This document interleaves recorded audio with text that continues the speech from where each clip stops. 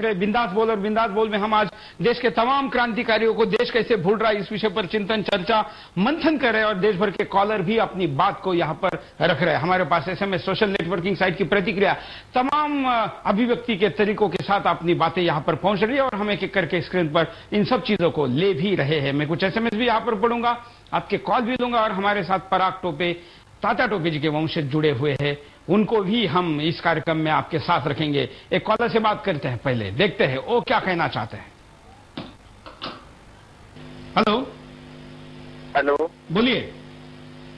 Hello sir, ये हम ये कहना चाहते हैं कि हमारे जो हिंदुस्तान के राजनेता हैं, ये हमारे जो हिंदुस्तान के राजनेता हैं, ये ही हमें भगत सिंह के बारे में कुछ बताना नहीं चाहते। जैसे यूपी की मायावती जो अब तक सीएम थी, उनका जब जन्मदिन मनाया जाता है बड़ी धूमधाम से मनाया जाता है, उनके बुत बना दिए जाते हैं। लखनऊ में देख लीजिए या फिर नोएडा में देख लीजिए, उनकी मूर्ति पे करोड़ों रुपए खर्च किए जाते हैं। उनकी जिंदा आदमी के होने पर भी उनकी माला पहनाई जाती है।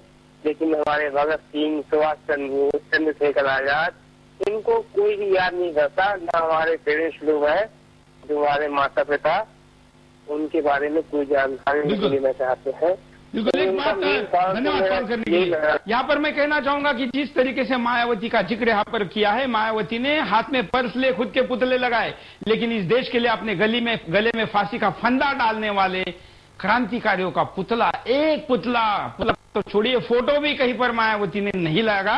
ये मायावती है और मायावती के बाद जिनको लाया गया वो अखिलेश की भी क्या स्थिति है, देखिए हम आपको स्क्रीन पे दिखाते हैं। अखिलेश इस देश के युवा मुख्यमंत्री के तौर पर आए हैं, हमने भी उनका अभिनंदन किया था, आपने भी किया था, लेकिन ये भगत सिंह, राजगुरु, सुखदेव, ये तीन नाम भी सीधे नहीं ले पा रहे। देखिए भगत सिंह, सुखदेव, राजगुरु एकदम में नहीं कह पा रहे, इसके लिए इनको कागज देखना पड़ रहा है। देखिए अखिलेश।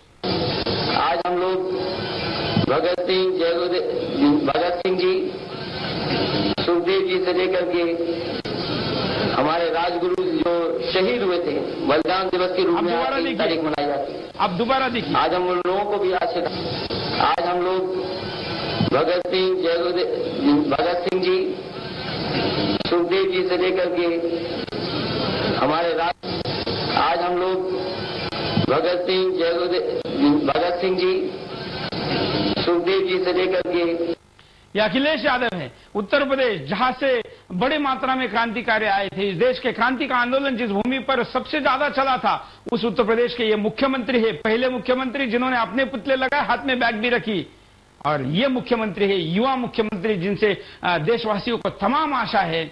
भगत सिंह, राजगुरु, सुखदेव नहीं कह सकते। भगत सिंह के बाद पता नहीं जय गुरुदेव इन्होंने कहां से लाया है, या इनके गुरुदेव कौन है जिन्होंने इनको भगत सिंह, सुखदेव, राजगुरु एक साथ नाम लेने की भी सीख नहीं दी। ये दुर्भाग्य है। कॉलर से बात करते हैं, आप भी कॉल कर सकते हैं। मैं सर कौशिक खान बीसरू से मेवात जिले से बोल रहा हूँ सर। और शहीद भगत सिंह, शहीद राजगुरु और शहीद भगत सिंह, राजगुरु और सुखदेव ने जो देश के लिए कारनामे किए थे, आज के युवाओं को शहीद भगत सिंह, राजगुरु से प्रेरणा लेनी चाहिए और इनके कारनामों से युवाओं को प्रेरित होकर देशभक्ति के लिए हर समय तैयार रहना चाहिए सर। बिल्कुल, लेकिन ऐसा नहीं हो रहा है सर। युवाओं में ये जो आज की राजनीति है सर, युवा इससे मतलब प्रभावित हो रहा है, युवा इससे भटक रहा है सर। ये नेताओं की कमी है सर हमारे देश की। धन्यवाद। पराग जी, क्या जिस तरीके से ये दो कॉल और इस बीच में आपने जो क्लिप देखी उत्तर प्रदेश के मुख्यमंत्री की, कि वो तीन नाम सीधे नहीं ले पा रहे, क्या कहेंगे? एक तो जब हम नाम भूल जाते हैं तो उनके साथ जो विचार भी है वो भी भूल जाते हैं।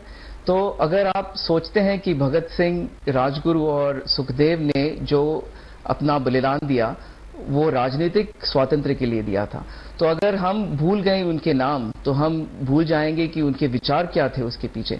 तो वैसे ही अगर हम 1857 के अगर लोगों के, शहीदों के जब नाम भूल जाते हैं तो हम भूल जाते हैं कि वो लड़ाई किस कारण लड़ी गई थी। तो नामों के साथ विचार जुटे होते हैं और जब हम नाम भूल जाते हैं तो उसके साथ विचार भी भूल जाते हैं। लेकिन 1857 के उस लड़ाई को लड़ाई मानने वाले इतिहासकार भी इस देश पे कम है। वो भी विदेशियों का फंड लेकर इतिहास लिखने वालों ने इसको स्वतंत्रता का समर नहीं कहा। उन्होंने ये स्वतंत्रता की लड़ाई नहीं कही। उन्होंने तो कहा कि कुछ चंद जो सैनिक थे ब्रिटिशों के, उन्होंने उनके खिलाफ ये एक तरीके से रिवॉल्यूशन की बात की थी। तात्या टोपे इस पूरे आंदोलन के महानायक थे। रानी लक्ष्मीबाई महानायक थी। कई और भी लोग इसमें, बहादुर शाह जफर से लेके कई लोग जुड़े हुए थे। इन सब लोगों को आज के लोग नहीं जानते। अमेरिका में वहां के इतिहास के बारे में किस तरीके से पढ़ाया जाता है, कैसे क्या बताया जाता है, या वहां भी यही स्थिति है? अमेरिका में तो अमेरिका और उनका जो इतिहास है वो एक राष्ट्रवादी इतिहास सिखाया जाता है। हमारा इतिहास हम तो जानते भी नहीं कि भारत हमेशा एक राष्ट्र था। तो इसीलिए 1857 को जब वो रेवोल्यूशन कहते हैं या म्यूटिनी कहते हैं, तो क्योंकि वो लोग हमारे इतिहासकारक, हमारे खुद के इतिहासकारक कहते हैं कि भारत कभी राष्ट्र नहीं था। इसीलिए हमने जो पुस्तक लिखी है उसका टाइटल है एंग्लो इंडियन वॉर, क्योंकि ये दो राष्ट्र में एक युद्ध था, बड़ा युद्ध था। इंग्लैंड एक बाजू था और भारत दूसरी बाजू था। तो अमेरिका में अगर खुद का इतिहास राष्ट्रवादी हो सकता है तो हमारे देश में ये क्यों नहीं हो सकता? बिल्कुल, दुनिया के सारे देशों में होता है, और जिन देशों में ये नहीं होता है वो देश के नाते टिक नहीं पाते। ये भी इतिहास है। कुछ और कॉलर हमारे साथ वेटिंग में है, उनके पास भी चलते हैं। सुनीता पांडे बोलिए। सुनीता बोल रही हूँ। मेरे फादर इन भी फ्रीडम फाइटर थे। तो आजकल जो हम लोग क्रांतिकारियों को बोल रहे हैं उसका कारण ये नैतिक शिक्षा की बहुत ज्यादा कमी है। क्योंकि पुराने जमाने में नैतिक शिक्षा माए दिया करती थी, अच्छे अच्छे क्रांतिकारियों का, देशभक्तों का हम लोग सुनाया करती थी। तो कैरेक्टर इंफॉर्मेशन होता था, जैसे जियाबाई ने शिवाजी को तैयार किया था। आज की माता 40% माताएं जो है वो शॉपिंग करने में व्यस्त रहती हैं या किसी पार्टी में व्यस्त रहती हैं। बच्चों को नैतिक शिक्षा, उनके चरित्र निर्माण के विषय में बताने के लिए कोई नहीं है। बच्चा आज के वातावरण को देख रहा है जहाँ वैलेंटाइन डे मनाया जाता है तो भ्रमित हो रहा है। बच्चा समझता सबसे बड़ी चीज पैसा है, जबकि पुराने जमाने में कहते हैं कि if wealth is last, nothing is last, if character is last, everything is last. आज ये चीजें बताते नहीं है। ये कारण है क्रांतिकारियों को भूलने का। घर और स्कूल प्लस समाज का वातावरण, ये सब नैतिक होना चाहिए। बिल्कुल, धन्यवाद बहन जी, बहुत अच्छी बात यहाँ पर रखी है। हम माता भगिनियों को कहेंगे कि वो जरूर कॉल करें, क्योंकि उनके सहभागिता हमारे लिए बहुत बड़ी बात रहेगी। एक और कॉलर। नमस्कार, बोलिए सर। ये आपने अमर शहीदों को याद किया है, इसके लिए बहुत बहुत धन्यवाद। आप मीडिया में कहीं से भी इस बात की प्रशंसा नहीं है, सिर्फ सुदर्शन न्यूज ने इस बात को उठाया, इसलिए मैं सुदर्शन न्यूज पे है। सर, मैं ये कहना चाहता हूँ कि सरकार ने जरूर माँ बच्चों के लाडलों को भुला दिया है, लेकिन देशभक्त कभी भी इनको भुला नहीं पाएंगे। आज लोग गर्व से कहते हैं कि ये वो रस्सी है जिससे गांधी जी की बकरी बनती थी, क्योंकि वो आज भी शिवालय में सुरक्षित है। पर वो रस्सियां कहाँ गई किसी को पता नहीं, जिन पर भगत सिंह, सुखदेव, राजगुरु फांसी पे झूल गए थे। कहने का मतलब है कि हमारे देश का इतिहास ही गलत लिखा गया है। आजादी के जो असली हीरो थे उनको कहीं न कहीं नजरअंदाज किया गया है। सिर्फ चरखा चलाने से देश को आजादी नहीं मिली थी, शहीदों ने उनकी होली इस देश को आजाद करवाया था। और थोड़े दिन पहले मंत्री चिल्लाते नगर कह रहे थे कि सोनिया गांधी के आंसू आ गए आतंकवादियों के मरने के ऊपर। आज कहाँ है सोनिया गांधी? तो मतलब ये अमर शहीदों वो हमारे देश को आजाद, उनके ऊपर एक दो शब्द नहीं बोलने के लिए उनके लिए सरकार के पास भी नहीं, विपक्ष के पास नहीं, किसी के पास भी देशभक्तों को याद करने के लिए समय नहीं है। वाह, बिल्कुल, धन्यवाद। एक और कॉलर के पास चलते हैं। आप भी कॉल कर सकते हैं, स्क्रीन पर चल रहे नंबरों पर कॉल करिए, अपनी बात को रखिए, ये आपका प्लेटफॉर्म है। एक और कॉलर। सर, मैं ये प्रतिक्रिया व्यक्त करना चाहूंगा सर, जो देश के लिए, देश के युवाओं के लिए आगे भविष्य में वो अपनी, हेलो बोलते रहिए आप सर। मेरी को तो नहीं हो पा रही ना। धन्यवाद।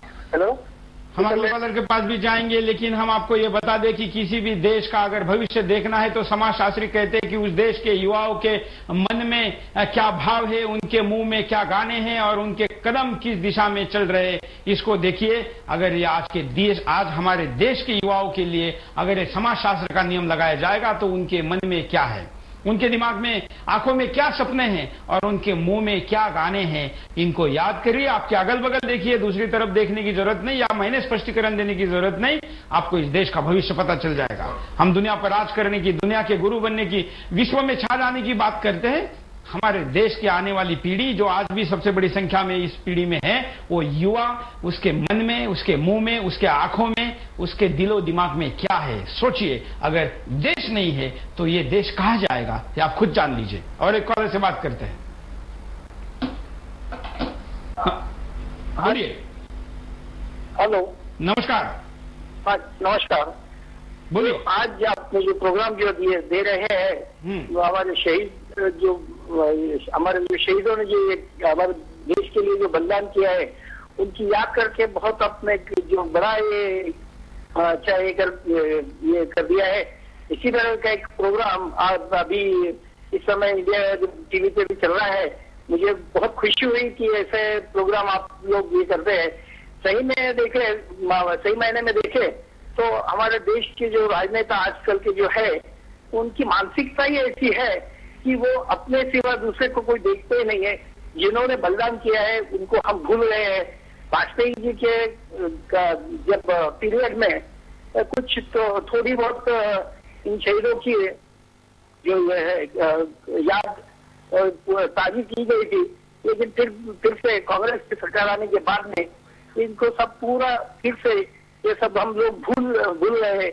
इसका बहुत बड़ा खेद है मुझे। धन्यवाद। हम यहाँ पर नजर डालते परिणामों पे भी, ऐसा होने का परिणाम आखिर में होता क्या है, देखिए आपके स्क्रीन पे। देश क्रांतिकारियों को भूल जाएगा। अगर इसी तरह से समाज में शहीदों को नजरअंदाज किया जाता रहा तो एक दिन ऐसा आएगा कि लोग क्रांतिकारियों को भूल जाएंगे।